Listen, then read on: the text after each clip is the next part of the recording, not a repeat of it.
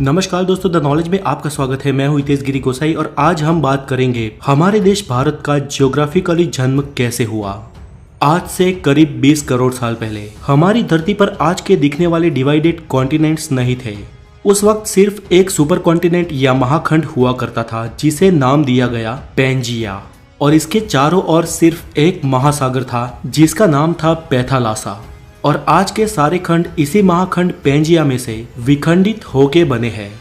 ये थियरी देने वाले वैज्ञानिक आल्फ्रेड वेगनर थे और उनका यह भी मानना था कि उसी वक्त उस महाखंड पे रेंगने वाले जीवों का विकास हुआ। दोस्तों, पृथ्वी के गर्भ में लगातार प्लेट्स खिसकती रहती है जिसके चलते धरती पर निरंतर बदलाव होते रहते हैं, लेकिन ये बदलाव लाखों या करोड़ों सालों बाद दिखाई देते हैं। और इन्हीं बदलावों के चलते आज के ये दिखने वाले कॉन्टिनेंट्स का जन्म हुआ और उनके साथ ही हमारे देश भारत का भी। आल्फ्रेड की थियरी के अनुसार प्लेट के सरकने से सबसे पहले पैंजिया सुपर कॉन्टिनेंट के दो भाग हुए, जिसके उत्तरी हिस्से को लारेंसिया और दक्षिणी हिस्से को गोंडवाना लैंड कहा जाता है। और इन दोनों के डिवाइड होने के बाद जो बीच में महासागर का पानी भरा और एक खाड़ी का निर्माण हुआ, उसे वैज्ञानिकों ने टेथिस सागर नाम दिया।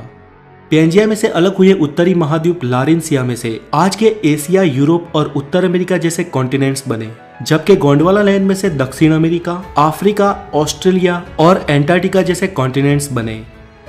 हमारा देश भारत भले ही आज भौगोलिक रूप से एशिया का भाग हो, लेकिन भारत का भूमि भाग उस वक्त वास्तव में गोंडवाना लैंड महाद्वीप का हिस्सा था और आज का अफ्रीका और भारत एक ही प्लेट पे टिके थे।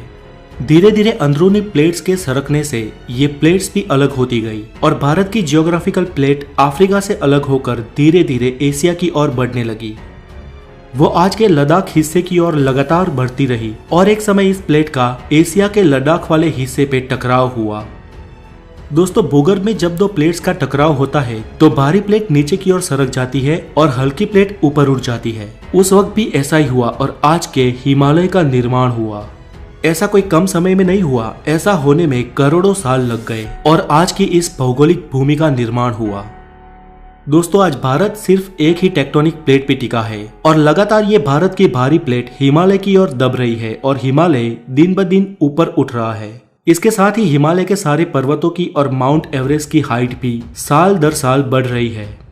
दोस्तों, इस थियरी को सिद्ध करने के लिए एल्फ्रेड ने यह भी कहा कि आज के दिखने वाले सारे कॉन्टिनेंट एक दूसरे में फिट होते हैं और आज अगर किसी तरह इन सबको एक किया जाए तो फिर से पैंजिया सुपर कॉन्टिनेंट का निर्माण हो सकता है।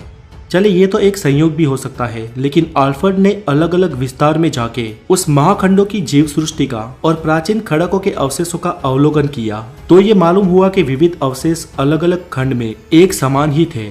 इसके साथ ही आल्फ्रेड ने अपनी इस थियरी को सिद्ध करने के लिए कई सारे उदाहरण दिए। फ्रेंड्स, इस प्लेट्स के टकराव से भूकंप और ज्वालामुखी का खतरा रहता है। वैसे भारत में तो कोई खास सक्रिय ज्वालामुखी नहीं है, लेकिन हमारी इस एक प्लेट के सरकने से कभी कभी भूकंप के झटके महसूस होते हैं। हमारी अगली वीडियो में हम जानेंगे कि भूकंप और ज्वालामुखी का रीजन क्या है और लावा या मैग्मा कैसे बनता है। तो आज के लिए इतना ही। अगर आप नए हैं तो द नॉलेज को जरूर सब्सक्राइब करें और इस वीडियो को लाइक करें, हो सके उतना शेयर करें और अपना ख्याल रखें। Have a good day, take care.